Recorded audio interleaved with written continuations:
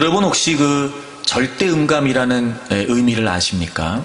보통 일반 사람들은 이렇게 건반악기를 통해서 음을 눌러줘야 이게 무슨 의미구나 이렇게 이제 음을 듣고 음을 잡고 그래서 이제 노래를 하거나 이렇게 연주를 하게 되지요. 그런데 이 절대음감을 갖고 있는 분들은 굳이 그렇게 음을 쳐주지 않아도 음을 알고 있는 거예요. 절대적으로.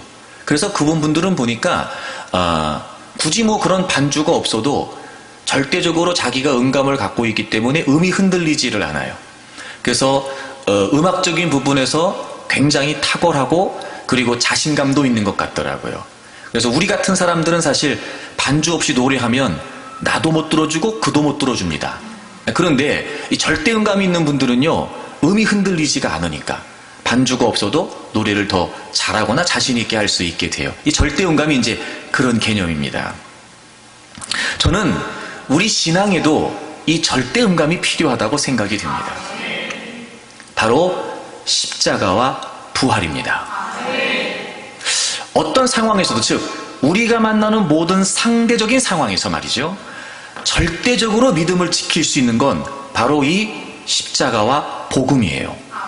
그래서 이 믿음의 절대음감, 십자가와 복음이 우리에게 분명해지면 결코 어떤 상황에서도 우리가 흔들리지 않고 확신 있게 살아갈 수 있으며, 무엇보다 그 누구도 두려워하고 염려할 수밖에 없는 상황을 만난다 할지라도 절대음감, 십자가, 믿음의 절대음감, 이 분명한 십자가와 부활이 있게 되면 우리는 어떤 상황에서도 자신감 있게 믿음으로 살아갈 수 있으리라고 믿습니다. 여러분, 예수님께서 우리를 위해 죽으시고 부활하신 것은 분명히 사실이며 그 어떤 경우에도 변하지 않는 진리임을 믿습니다. 그러므로 지금 우리가 믿는 예수님은 바로 그 모든 죄와 사망의 권세를 이기시고 부활하신, 지금도 살아계신 우리 주님이신 줄 믿습니다. 그러니까 여러분, 우리가 주님을 믿는다는 건 부활하신 그 주님이 우리와 함께 하신다는 거예요.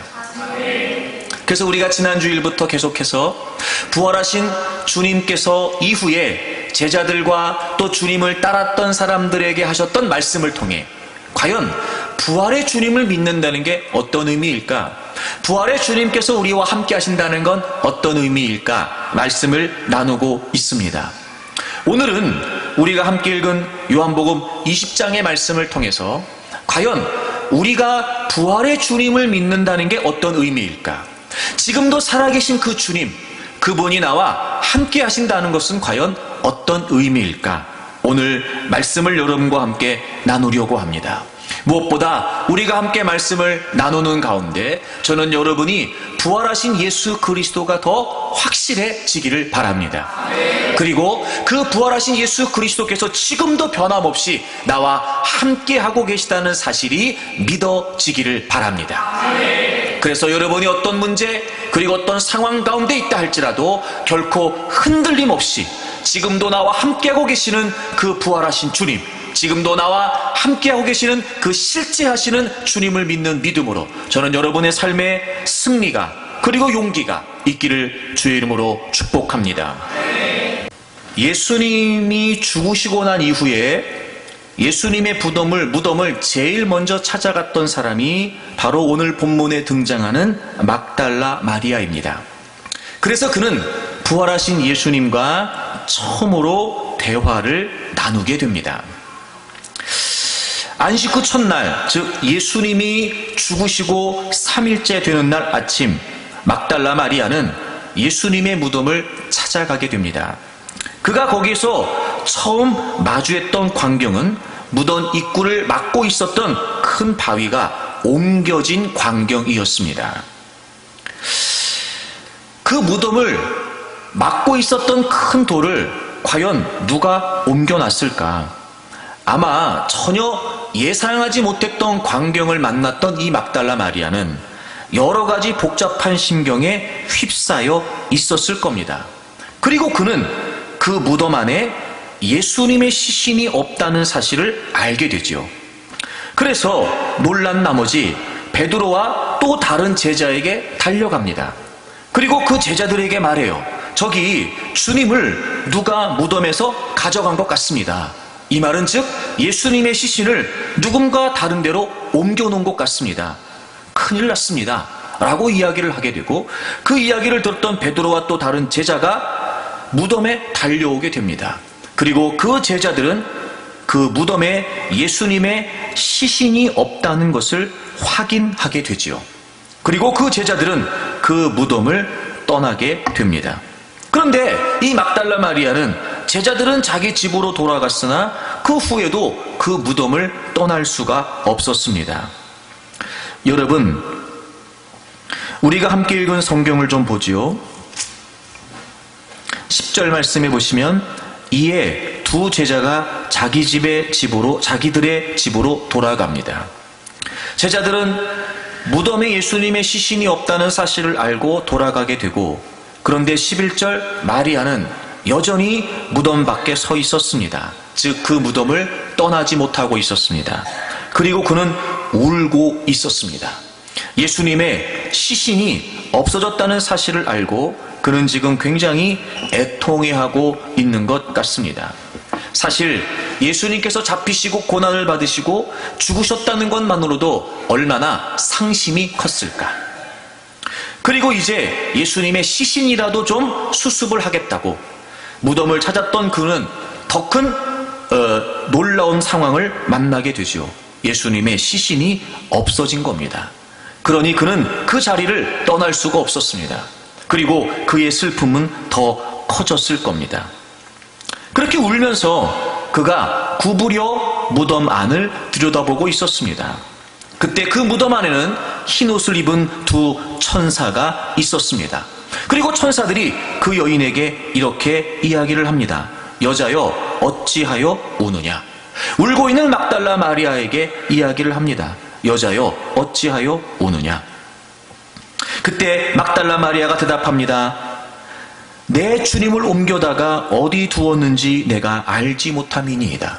그러니까 지금 막달라 마리아는 예수님의 시신이 없어졌다는 것 때문에 굉장히 슬퍼하고 있는 거였습니다. 그때 14절에 보시면 이 말을 하고 뒤로 돌이켜봤더니 거기에 누가 계셨어요? 예수님이 계셨습니다. 예수님이 서 계신 것을 분명히 봤다고 성경은 기록하고 있습니다. 그런데 놀라운 건 예수이신 줄 알지 못했던 겁니다. 예수님을 봤습니다. 예수님이 서 계신 걸 봤습니다. 그런데 막달라 마리아는 예수님을 알아보지 못했습니다. 여러분, 이상하지 않습니까? 지금 그토록 예수님의 시신을 찾고 있는 막달라 마리아가 예수님을 분명히 봤음에도 불구하고 예수님이신지를 알아보지 못했다는 겁니다. 그때 예수님께서 막달라 마리아에게 이렇게 얘기하십니다. 여자여, 어찌하여 울며 누구를 찾느냐? 마리아가 대답을 합니다. 당신이 옮겼거든 어디 두었는지 내게 말씀해 주십시오. 지금 막달라 마리아는 예수님으로 알고 있는 게 아니라 동산직이라고 생각하고 있었습니다. 여러분, 이 15절의 장면은 지금 예수님과 막달라 마리아가 대화하고 있는 겁니다. 예수님을 봤는데 못 알아봤습니다. 그리고 이제는 예수님과 직접 대화를 하고 있습니다. 왜 울고 있느냐? 그랬더니 막달라 마리아가 주님의 시신을 당신이 옮긴 겁니까? 어디 있는지 내게 좀 이야기해 주십시오. 이렇게 지금 대화를 하고 있는 겁니다. 근데 지금 막달라 마리아는 전혀 예수님인 걸 모르고 있습니다. 동산직이라고만 생각을 합니다. 그리고 여러분, 더 놀라운 사실은 막달라 마리아가 이렇게 얘기합니다. 어디다 두었는지 내게 알려주십시오. 그러면 내가 그 시신을 가져가려고 합니다. 이렇게 얘기하는 거예요. 여러분, 여인의 몸으로 어찌 성인 남성의 시신을 혼자 가져갈 수 있을까? 이것도 불가능한 일인데, 더 여러분 이해가 되지 않는 건 우리가 곰곰이 생각해보면 아무리 내가 사랑하고 아무리 내가 애절한 마음으로 그의 죽음을 안타깝게 여기지만 그 시신까지 가져가고 싶을까? 여러분 같으면 아무리 여러분이 좋아하고 사랑했던 사람이라고 한들 여러분 그 사람의 시신을 가져가고 싶겠습니까? 그럼에도 불구하고 지금 이 막달라 마리아는 그 주님의 시신이라도 가져가고 싶은 심정이에요. 다시 말하면 그만큼 주님을 사랑했고 지금 그만큼 주님을 향한 애절한 마음을 담고 있단 말이에요. 자, 여러분, 주님을 봤습니다. 주님과 대화를 합니다. 게다가 얼마나 주님을 향한 마음이 애절했든지 그 시신이라도 자기가 가져가고 싶을 만큼 주님을 향한 나름대로 열심 내지는 열정도 있는 거예요. 지금 이만큼 주님을 사랑하는 겁니다. 그런데 지금 자기 바로 눈앞에 계신 예수님을 보지 못하는 겁니다.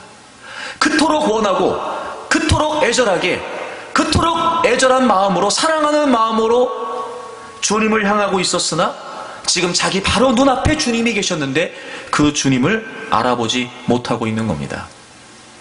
이런 왜 그러는 걸까요? 주님을 봤습니다. 주님과 대화도 했습니다.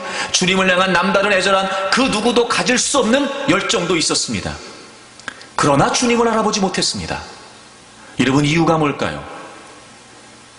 그 이유를 우리가 짐작할 수 있는 것이 바로 예수님의 질문 가운데 있습니다. 15절을 다시 보세요. 예수님이 그에게 이렇게 말씀하십니다. 여자여 어찌하여 울며 누구를 찾느냐? 누구를 찾느냐? 여러분, 예수님께서 막달라 마리아에게 물으셨던 이 물음은 굉장히 의미심장한 물음입니다. 여러분, 제가 여러분에게 묻겠습니다. 지금 마리아가 누구를 찾고 있는 겁니까? 물론 예수님을 찾고 있는 겁니다. 하지만 더 정확히 말하면 그는 지금 예수님의 시신을 찾고 있을 뿐입니다. 돌아가신 예수님을 찾고 있는 거죠. 그는 지금 예수님의 시신을 찾고 있는 거지 예수님을 찾고 있는 게 아닙니다. 예수님의 시신 없었습니다. 그는 지금 예수님이 죽었다고만 믿고 있습니다. 돌아가신 예수님을 찾고 있었습니다. 산자 가운데서가 아니라 죽은 자 가운데 예수님을 찾고 있었습니다. 부활하신 예수님을 찾고 있는 것이 아니었단 말이죠. 그러니 그에게는 바로 자기의 눈앞에 펼쳐져 있는 그 예수 그리스도, 부활하신 예수 그리스도, 자기가 직접 대화를 했고 자기가 직접 보고 있는 그 예수님이 예수님이실 수 없는 겁니다. 죽은 자 가운데서 찾고 있었습니다. 살아계신 주님을 찾는 것이 아니었습니다. 돌아가신 예수님의 시신만 찾고 있는 겁니다. 그러니 지금 그가 보고 있는 그는 동산지기일 뿐 예수님일 수 없는 겁니다. 그러니 지금 그 막달라 마리아가 대화를 나누고 있는 그분은 동산지기일 뿐 예수님이실 수가 없는 거지요. 시신이라도 가져가고 싶은 심정은 아름답다고 여길 수 있으나 여러분, 부활하신 예수 그리스도를 찾지 않고 있었던 그는 결코 예수님을 알아볼 수가 없었던 겁니다. 안타깝지 않습니까, 여러분?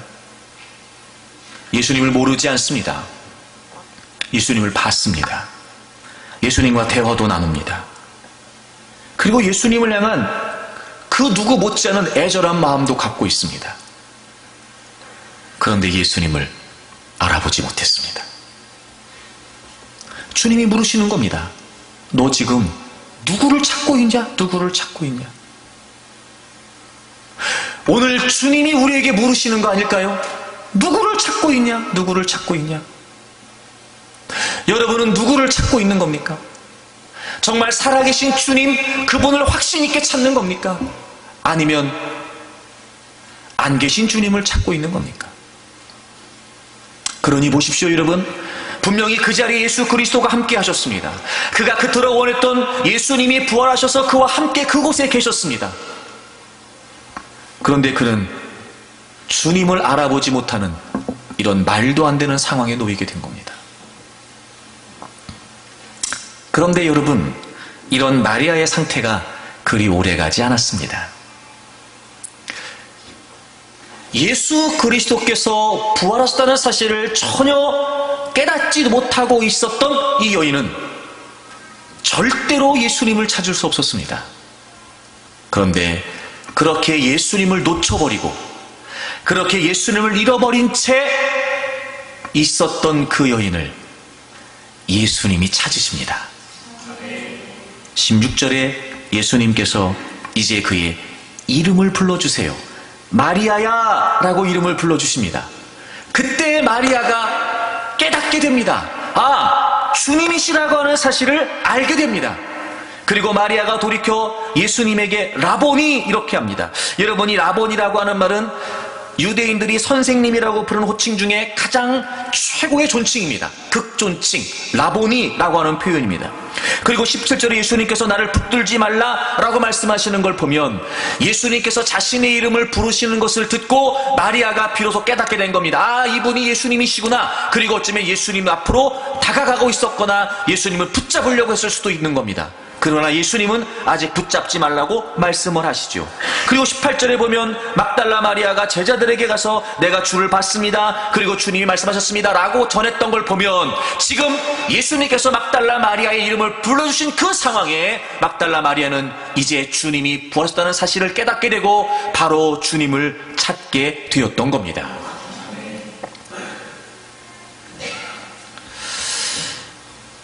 마리아는 그곳에 함께하고 계셨던 예수님을 알지 못했습니다. 봤으나 알지 못했습니다. 대화를 나눴으나 알지 못했습니다. 그런데 예수님께서 그의 이름을 불러주셨을 때 막달라 마리아는 그분이 자기가 찾고 있었던 예수님이라고 하는 사실을 알게 됩니다. 마리아가 예수님을 찾은 것이 아니라 예수님께서 마리아의 이름을 불러주심으로 마리아를 찾아주신 겁니다. 그렇습니다, 여러분. 예수님은 그곳에 함께 계셨습니다. 그는 지금 안 계신 주님을 찾고 있었습니다. 살아계신 주님이 아니었습니다. 예수님의 시신만 찾고 있었습니다. 그때 예수님께서 그에게 그의 이름을 불러주십니다. 그리고 그는 주님이 자신의 이름을 부르셨을 때 비로소 예수 그리스도를 찾게 되지요. 누구를 찾느냐? 여러분, 부활하신 예수님께서 마리아를 향해서 하셨던 이 질문, 누구를 찾느냐? 여러분, 이 질문은 지금 우리에게도 필요한 질문이 아닐까요? 지금 우리에게도 주님이 하시는 말씀은 아닐까요? 누구를 찾느냐? 누구를 찾느냐? 사랑하는 여러분, 그렇습니다. 우리는 모든 삶의 정황에서 두려워하고 불안해하고 슬프고 우리가 만나는 여러 가지 많은 상황 가운데 우리는 늘 주님을 찾기는 합니다.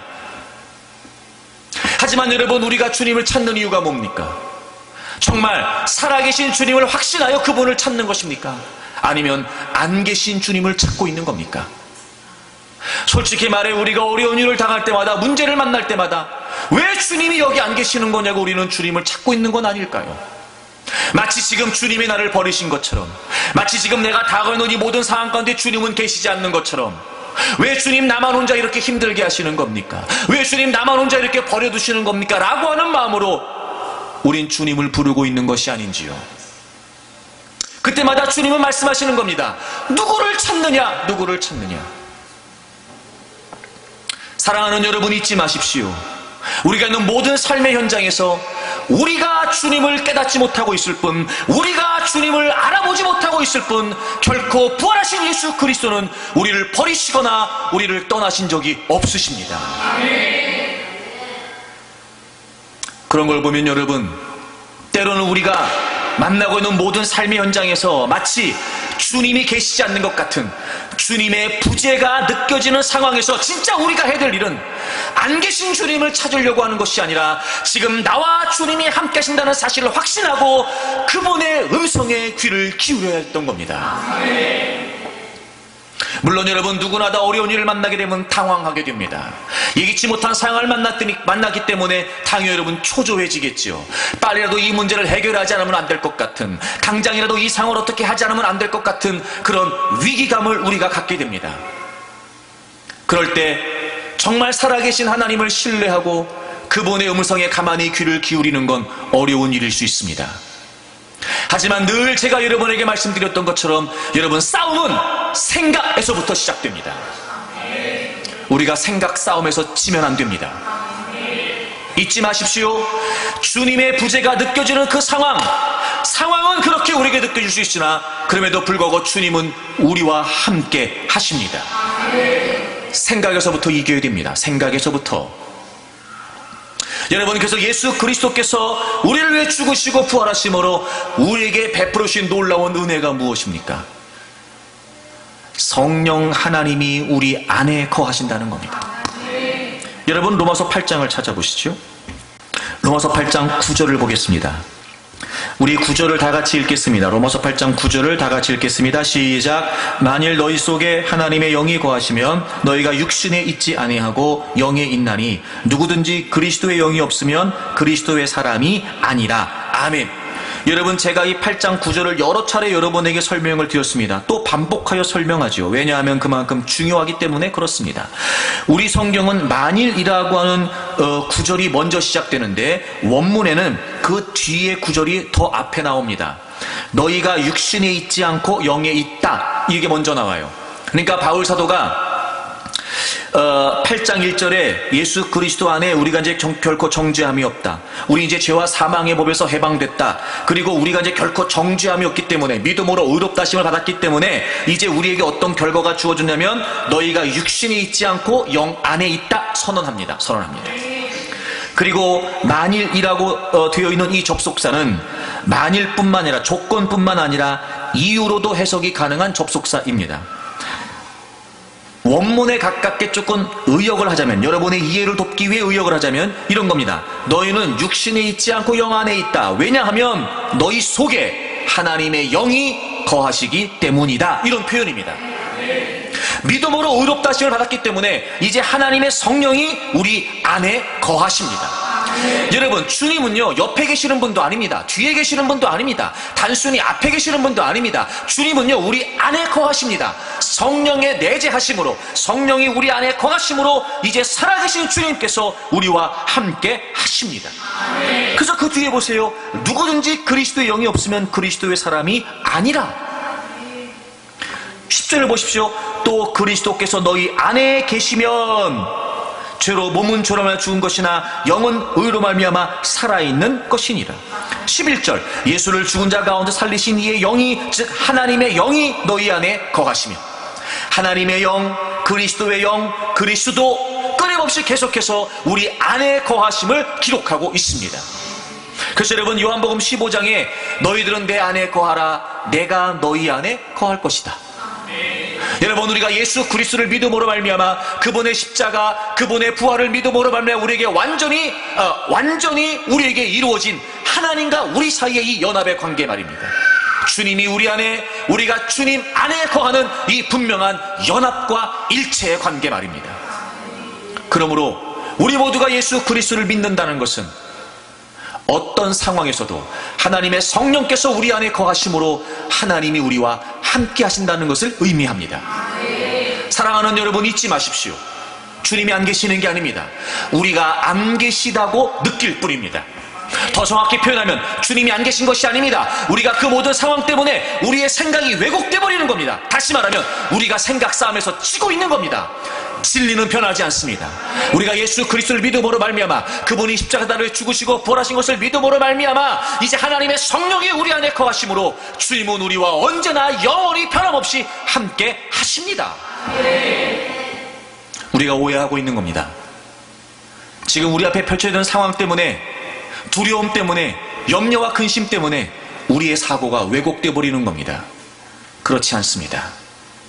주님은 우리와 함께 하십니다.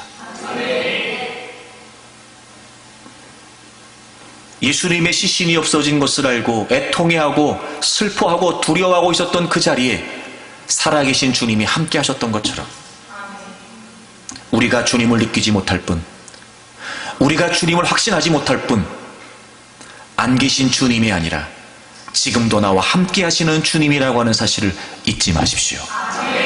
생각에서 지면 안 됩니다. 그러니까 원수마귀는 끊임없이 이 복음의 진리를 흔들기 위해서 우리에게 거짓된 생각을 하게 합니다. 여러분, 제가 말씀드렸죠? 결코 원수마귀는요, 사단은요, 진리를 바꿀 수 없습니다. 그렇기 때문에 우리에게 도전하는 방법이 뭐라고 그랬어요? 거짓. 진리를 그들은 허물 수 없어요. 진리를 바꿀 수 없습니다. 그렇기 때문에 우리로 하여금 자꾸 거짓에 휩싸이게 만드는 겁니다. 예수 그리스도를 믿음으로 하나님의 성령이 우리 안에 거하시고, 그래서 주님은 영원히 우리와 함께 하십니다. 이건 변하지 않는 진리입니다. 그 어떤 상황에서도, 그 어떤 누구라도 여러분, 하나님께서 우리에게 허락해 주신 이 은혜, 이 복음의 은혜는 결코 변하지 않습니다. 그러니까 원수마귀는 자꾸 거짓으로 우리에게 다가오는 겁니다. 우리에게 들려지는 다양한 많은 사건과 상황들을 통해 우리의 생각을 왜곡시키는 겁니다. 여러분, 안 계시는 주님을 찾지 않기를 바랍니다. 오히려 여러분이 그 있는 힘들어하고 외로워하고 고통스러워하고 있는 그 현장에 부활하신 주님께서 지금도 함께하고 계시다는 사실을 확신하십시오. 그러므로 이제 우리는 그 주님의 음성에 귀를 기울여야 됩니다. 아무리 우리가 발버둥 쳐가며 안 계신 주님을 찾듯이 찾는다고요, 찾을 수 있지 않습니다. 봐도 알아보지 못합니다. 대화를 나눠도 알아보지 못합니다. 그토록 주님을 향한 마음을 가지고 있다 한들 찾지 못합니다. 우리가 주님을 찾는 것이 아니라 주님의 음성을 통해 우리가 주님을 깨닫게 되는 것입니다. 그러므로 이제부터 우리는 안 계신 주님을 찾으려고 하지 말고 나와 함께 하시는 주님을 확신하고 그 모든 삶의 현장에서 이제부터 우리가 해야 될 일은 주님의 음성을 듣는 겁니다. 그럼 우리는 알게 될 것입니다. 아, 주님이셨군요. 아, 주님이 나와 함께하고 계셨군요. 여전히 주님이 나를 붙들고 계시는군요. 주님이 우리의 이름을 부르시는 그 순간, 주님이 우리를 부르시는 그 자리, 우리는 비로소 주님이 나와 함께하고 계시다는 사실을 깨달을 수 있게 되는 것입니다. 여러분이 예수님께서 그렇게 주님을 찾고 주님을 앞에 두고도 주님을 막 찾으려고 헤매는 그 모습 가운데 예수님께서 그 마리아를 부르시잖아요. 마리아야, 이렇게 부르시는 이 장면, 저는 이 부분을 보면서 요한복음 10장이 생각났어요. 여러분, 요한복음 10장을 좀 찾아보실까요? 먼저 3절을 좀 보시겠습니다. 요한복음 10장 3절을 보십시오. 문지기는 그를 위하여 문을 열고 양은 그의 음성을 듣나니 그가 자기 양의 이름을 각각 불러 인도하여 내느니라. 자기 양을 다 내오는 후에 앞서가면 양들이 그의 음성을 아는 고로 따라오되 타인의 음성은 알지 못하는 고로 타인을 따르지 아니하고 도리어 도망하느니라. 아멘. 여러분, 성경이 예수님께서 주님과 우리 사이의 관계를 다양한 많은 비유를 통해서 설명해 주시는데 그 중에 하나가 목자와 양의 관계입니다. 이런 목자가 양을 인도하는 건 다르지 않습니다. 다른 것이 아니라 바로 그 목자가 양의 이름을 부르는 거예요. 양의 이름을. 양의 이름을 부르면 이제 그 양은 아, 내 목자가 나를 부르는군요, 그렇게 안다는 겁니다. 그렇게 인도해 가는 거예요. 그러면 끊임없이 이 양은 자신의 목자가 자신의 이름을 부르는 그 소리를 듣고 그 목자를 따라갑니다. 아, 여러분, 5절을 보니까 타인의 음성은 알지 못한답니다. 즉, 양은요, 자기 목자의 음성과 다른 목자, 자기의 목자가 아닌 타인의 음성을 구분해야 되는 겁니다. 그리고 자기의 목자가 자신의 이름을 부르면서 인도하면 이 양은 그 목자의 음성을 들으면서 어떻게 하는 거예요? 따라가는 거예요. 자, 그러니까 양에게 있어서 말입니다, 정말 중요한 게 뭘까요? 자기의 목자의 음성을 듣는 겁니다. 양의 이름을 불러주는 자기 목자의 음성. 5절의 말씀을 미루어 짐작해 볼 수 있는 그런 걸 보면 다른 목자들이 그 양을 부를 수도 있나 봅니다. 그러기도 하나 봅니다. 근데 여러분, 그 양은요, 따라가면 안 됩니다. 왜냐하면 자기 목자가 아니니까요. 믿을 수가 없는 거지요. 싹군일지도 모르거든요. 그렇기 때문에 이 양에게서 제일 중요한 건 뭐냐면 자기 목자가 자기를 부르는 것을 들었어야 되는 겁니다. 여러분, 27절을 보실까요? 내 양은 내 음성을 들으며 나는 그들을 알며 그들은 나를 따르느니라. 목자는 양을 불러요. 그러면 양은 목자의 음성을 듣습니다. 그러면 그들을 안다는 거예요. 여러분, 여기서 안다는 말은 지적으로 안다는 말이 아니라 경험적으로 안다는 말입니다. 다시 말해 아주 친밀하고 밀접한 관계를 의미해요.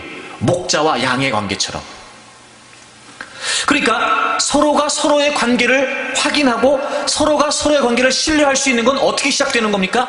목자가 양을 부르는 것부터 시작되는 거예요.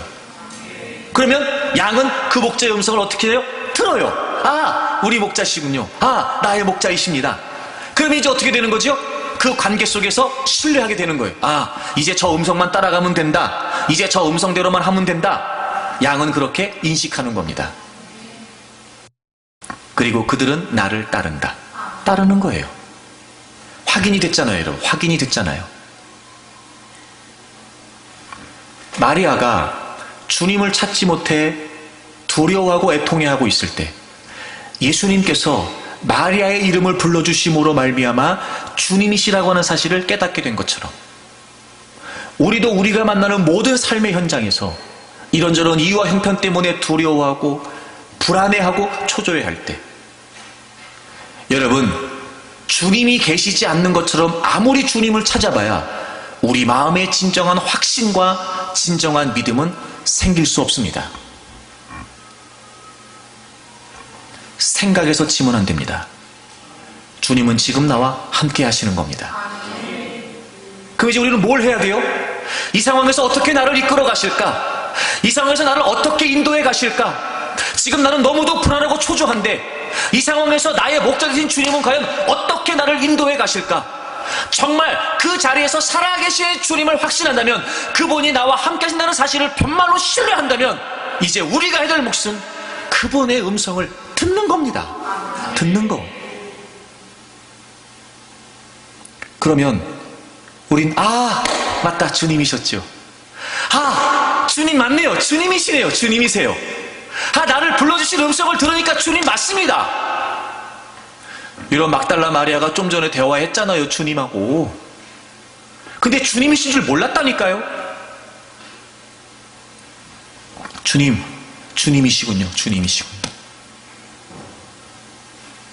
그리고 이제 우리는 그 주님의 음성을 통해 그 주님을 확신하고 그 주님을 신뢰하는 마음으로 그분의 인도하심을 따르는 겁니다.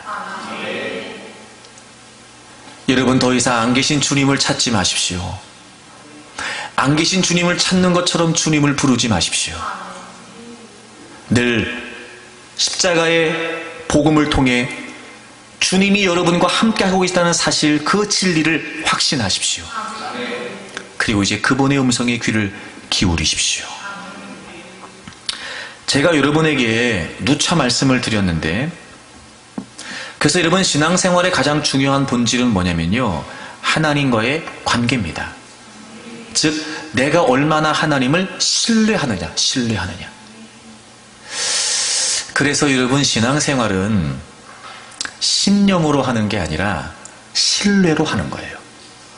그러니까 믿음은 내가 믿고 싶은 그 어떤 것을 믿는 신념이 아니라, 믿음은 지금도 나와 하나님이 함께 하신다고 하는 사실, 그 하나님을 신뢰하는 거예요.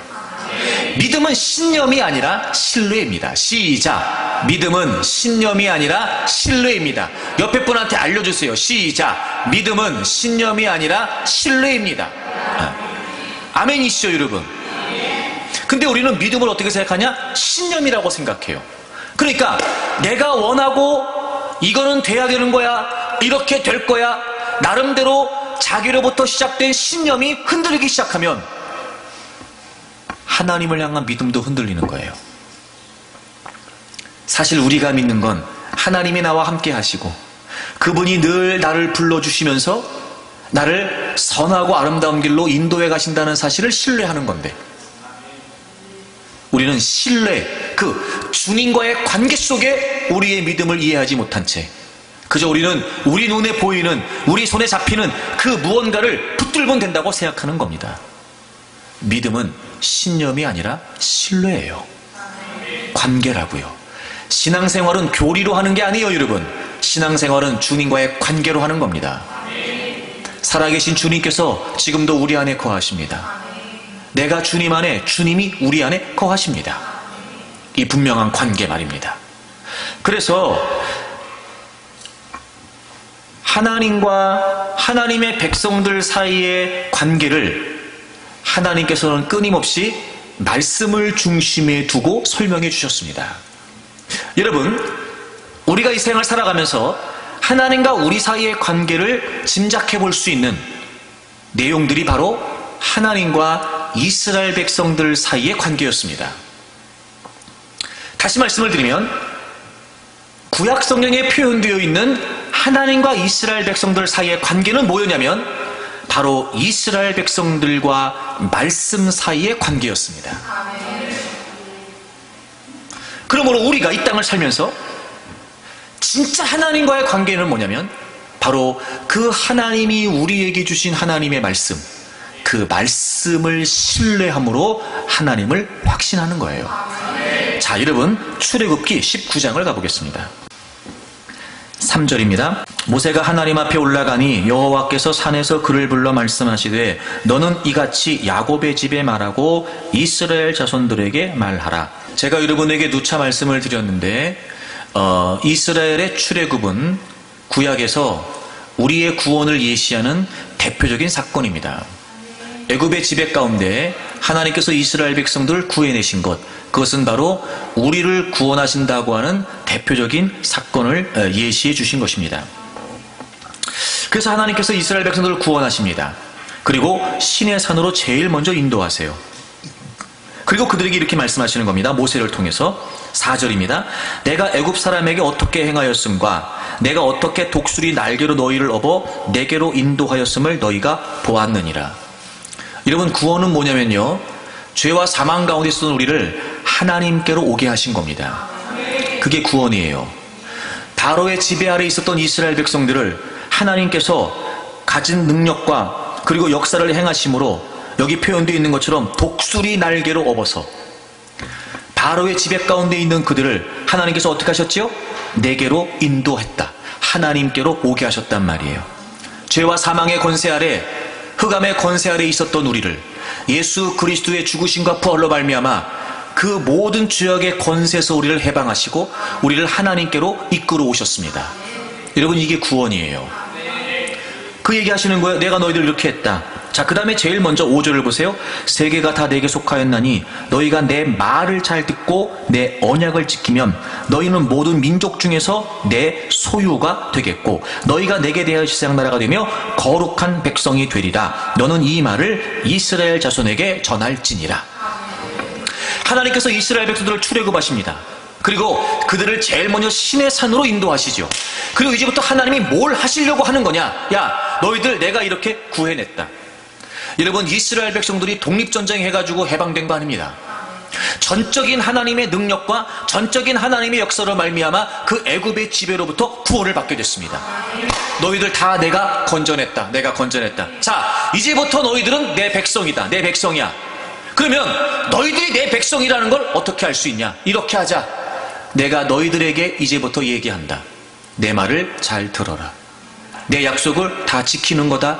그러면 너희들은 내 백성이다. 그러면 나는 너희들의 하나님이 된다. 그리고 하나님께서 이후에 십계명으로부터 비롯한 다양한 많은 율법과 규례를 이스라엘 백성들에게 주시는 거예요. 하나님과 이스라엘 백성들 사이의 관계에는 항상 하나님의 말씀이 중심에 있었습니다. 이 말씀을 들으면, 이 약속을 지키면 하나님 백성이에요. 안 들으면, 안 지키면 하나님 백성 아니에요. 그 하나님 말씀을 들으면, 하나님 말씀을 지키면 하나님이시군요. 그것은 곧 하나님을 하나님으로 인정하는 거예요. 하나님이 우리의 하나님이시군요. 우리가 하나님의 백성이군요. 이 관계를 인정하는 것, 바로 하나님이 그들에게 주신 약속의 말씀을 지키는 거였습니다. 그래서 하나님은 이스라엘 백성들을 애굽의 지배로부터 구원하시고 그들에게 제일 먼저 하나님의 약속의 말씀을 주신 거였어요. 그리고 이 얘기를 다 들으면, 이 말을 다 지키면, 그러면 너희들은 내 소유가 된다. 너희들은 내 백성이 된다. 나는 너희의 하나님이 된다. 여러분, 하나님을 신뢰한다는 게 무슨 의미입니까? 여러분, 하나님의 음성을 듣는다는 게 무슨 의미입니까? 하나님의 인도하심을 받는다는 건 무슨 의미일까요? 그건 다 하나님의 말씀에 귀를 기울이고 하나님의 말씀을 따라 순종하는 것입니다. 그런데 이스라엘 백성들은요, 이때로부터 시작하여 이스라엘과 유다가 멸망하는 그 당시까지 이 약속을 온전히 지키지 못합니다. 예레미야 7장을 가보겠습니다. 예레미야 7장을 보시죠. 22절입니다. 구약성경 1063페이지입니다. 사실은 내가 너희 조상들을 애굽 땅에서 인도하여 낸 날에, 여러분, 예레미야는 거의 그 유다 왕국의 패망 직전, 멸망 직전까지 사역을 했던 그런 예레미야 선지자였죠. 그러니까 이미 이 시대의 예레미야 선지자의 이야기를 듣는 사람들은 굉장히 많이 이제 이스라엘 역사가 흐른 뒤지요. 그러니까 출애굽 이후에 굉장히 오랜 시간이 흐른 겁니다. 그래서 그들에게 그날의 사건을 기억하게 말하는 거예요. 사실은 하나님이 예레미야를 통해서 말씀하시는 거예요. 사실은 내가 너희 조상들을 애굽 땅에서 인도하여 낸 날에 번제나 희생에 대하여 말하지 아니하며 명령하지 아니하고 오직 내가 이것을 그들에게 명령하여 이르기를 너희는 내 목소리를 들으라. 내 목소리를 들으라. 그리하면 나는 너희 하나님이 되고 너희는 내 백성이 되리라. 너희는 내가 명령한 모든 길로 걸어가라. 그리하면 복을 받으리라 하였으나. 여러분 보십시오. 이스라엘 백성들이 오해하고 있었던 게 뭐냐면 하나님이 그들에게 주셨던 십계명을 비롯한 다양한 많은 규례와 율법들, 그들은 형식적으로 너무 잘 지켰어요. 번제, 희생, 절기 너무도 철저하게 지켰어요. 근데 하나님 뭐라고 말씀하시냐면 나는 그걸 명령한 게 아니라는 거예요. 나는 그걸 명령한 게 아니라는 거예요. 23절에 오직 내가 이것을 너에게 명령한 것은 뭐냐면 내 목소리를 들으라는 거예요. 내 목소리를. 단순히 형식적으로 제사를 드리면 된다 이게 아니라, 단순히 형식적으로 절기를 지키면 된다 이게 아니라 내가 너희들에게 이야기한 그 모든 명령을 지키라는 거였어요. 그러면서 나는 너희 하나님이 되고 너희는 내 백성이 된다는 거예요. 말씀이라는 건 하나님과 이스라엘 백성들 사이의 관계였단 말이에요. 근데 이스라엘 백성들은 정작 하나님을 인정하고 하나님의 백성으로서 살 생각은 안 하고 단순히 율법적으로, 종교주의적으로, 형식적으로, 율법주의적으로 번제나 드리고 희생이나 드리고 절기나 지키면 된다고 생각했던 겁니다. 그게 아니었다는 거예요. 하나님은 나는 너희의 하나님이고 너희는 내 백성이야. 즉 그 말씀을 통해 하나님이 정말 원하셨던 것은 이스라엘 백성들이 하나님을 온전히 의지하고 하나님을 자신의 하나님으로 삼고 그리고 그들이 하나님의 백성다운 모습으로 모든 민족과 열방 가운데 존재하기를 원하셨단 말입니다. 근데 그들은 정작 하나님께 관심이 없었습니다. 정작 하나님이 그들에게 하시는 말씀에는 관심이 없었습니다. 그래서 24절을 보세요. 그들이 순종하지 않았다. 귀를 기울이지도 않았다. 자신들의 악한 마음에 깨어 완악한 대로 행했습니다. 등을 돌렸지요. 얼굴을 향하지 않았습니다. 여러분, 등을 돌렸다, 얼굴을 향하지 않았다, 무슨 의미인지 짐작이 되시죠? 하나님과의 관계가 엉망이었던 겁니다. 하나님 그분을 향한 마음이 없었던 겁니다. 하나님 그분을 바라보지 않았던 겁니다. 그들은 번제를 드렸습니다. 희생을 드렸습니다. 하지만 하나님 그분을 찾지 않았습니다. 하나님 그분과 가깝지 않았습니다. 하나님이 자신의 하나님이시고 그들이 하나님 백성이라는 의식이 없었습니다. 등을 돌렸습니다. 하나님의 얼굴도 향하지 않았습니다.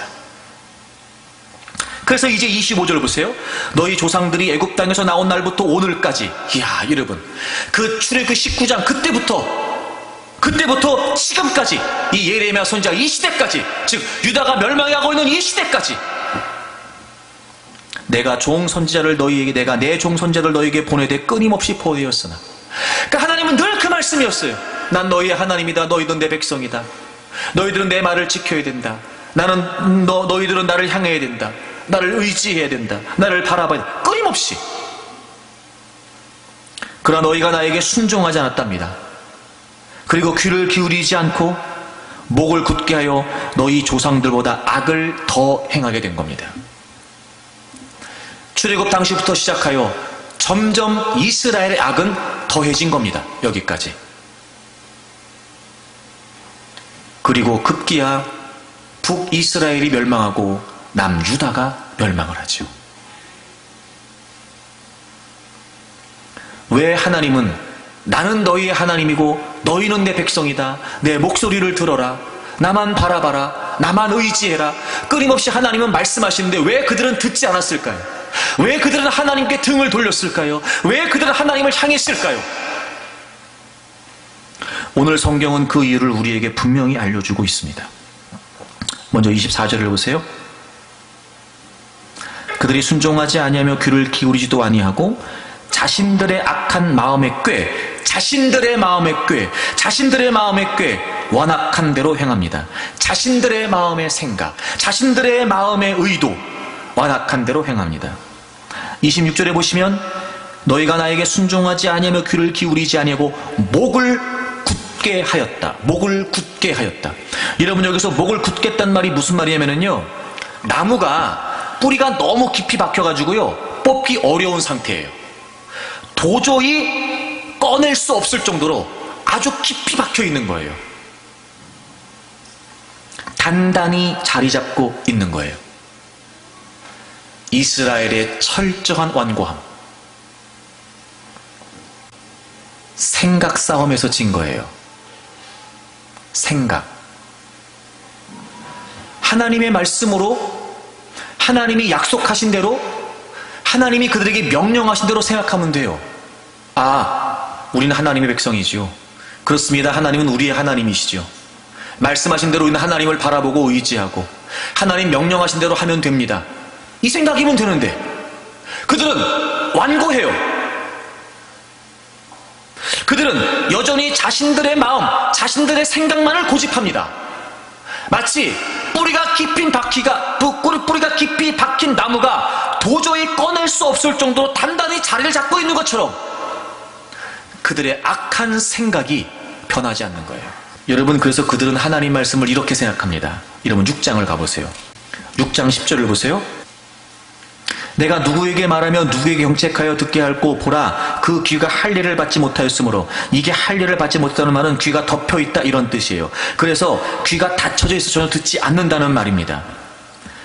보라, 여호와의 말씀을 그들이 자신들에게 욕으로 여기고 이를 즐겨하지 않았단 말이에요.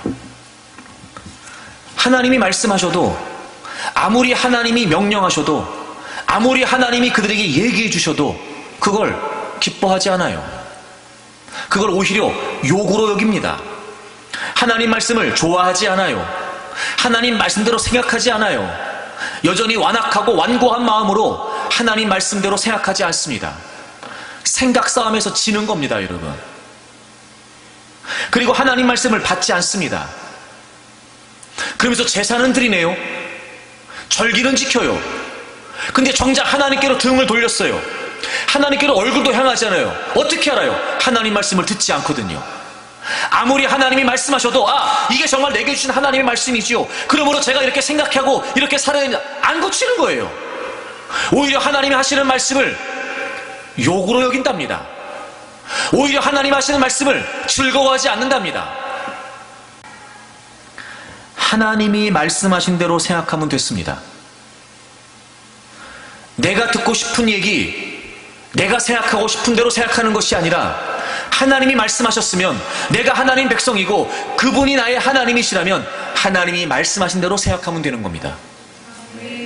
그대로 믿고 그대로 따르고 그대로 순종하면 되는 거예요. 근데 그들은 그렇게 하지 않았습니다. 그러므로 하나님과의 관계가 깨어지게 됐죠. 여러분 보십시오. 하나님과 이스라엘 백성들 사이의 관계는 이스라엘 백성들과 말씀의 관계였습니다.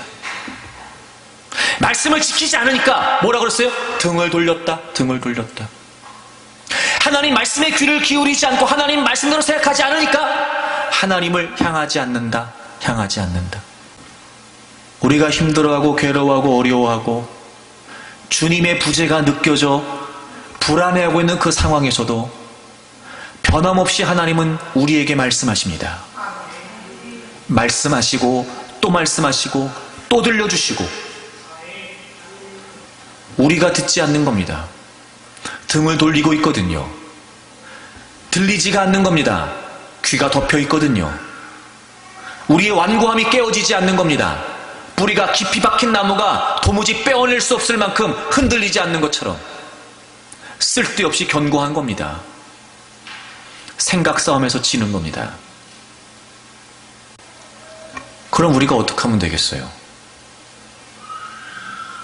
부활하신 주님이 나와 함께 하신다는 게 무슨 의미일까요? 우리가 그분을 믿는다는 게 뭐냐고요? 그 예수님이 나를 위해 부활하시지 어떻게 하면 되냐고요? 그래서 하나님께로 돌아오면 돼요. 다시 말씀으로 돌아오면 된다고요. 말씀을 형식적으로 지키는 게 아니에요. 교리적으로 지키는 게 아닙니다. 나는 이거 하니까, 나는 저거 하니까 하나님 백성이다. 천만에요, 여러분. 하나님께 돌아오는 거예요. 말씀으로 돌아오는 거라고요. 여러분, 예레미야 3장을 가보세요. 14절을 잠깐 보겠습니다. 여호와의 말씀이니라 배역한 자식들아, 뭐라고요? 여호와의 말씀이니라 배역한 자식들아, 어떻게 해요? 돌아오라고요. 그러니까 하나님은 끊임없이 이스라엘 백성들에게 말씀하시면서 뭘 요구하셨냐면 하나님께로 돌아오라는 거예요. 그러니까 우리는 그럼 뭘 하면 될까요? 하나님께로 돌아오면 돼요. 여러분, 하나님은요, 우리를 그대로 내버려 두시지 않는 분이십니다. 그러므로 우리가 끊임없이 주님의 부재가 느껴지고 하나님과 관계가 깨어진 채 여전히 괴롭고 힘든 인생을 살 것이 아니라, 배역한 자식들아, 여러분 보세요. 배역한 자식들아. 하나님은 이미 우리가 하나님을 등졌다는 걸 모르지 않으십니다. 하나님은 우리가 이미 하나님께로 등을 돌렸다는 걸 모르지 않으신다고요. 근데도 하나님 원하시는 뭐예요? 돌아오라는 거예요. 돌아오라는 거예요. 그럼 우리 어떻게 하면 돼요? 돌아가면 돼요. 여러분, 예레미야 애가 33장을 찾아보세요. 그 뒤에, 예레미야 뒤에 예레미야 애가가 있어요. 3장 40절입니다. 다 같이 읽겠습니다. 예레미야 애가 3장 40절. 다 같이 읽습니다. 시작. 우리가 스스로 우리의 행위들을 조사하고 여호와께로 돌아가자. 아멘.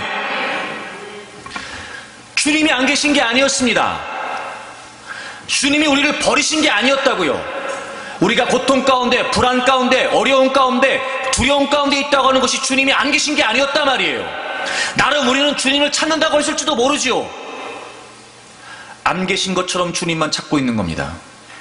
정작 주님의 음성에 귀를 기울이지 않습니다. 주님과의 관계도 분명하지 않습니다. 하나님 그분을 향한 마음도 없습니다. 그분께로 향하는 마음도 없습니다. 이미 우리는 하나님께 반역을 저질렀습니다.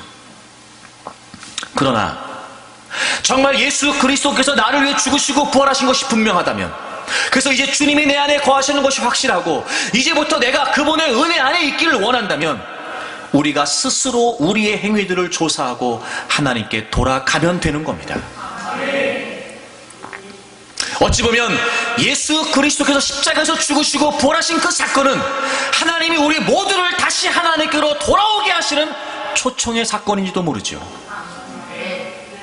주님이 먼저 우리에게, 하나님이 먼저 우리에게 보여주신 겁니다. 그 어떤 모양이어도 괜찮다. 그 어떤 모습이어도 괜찮다.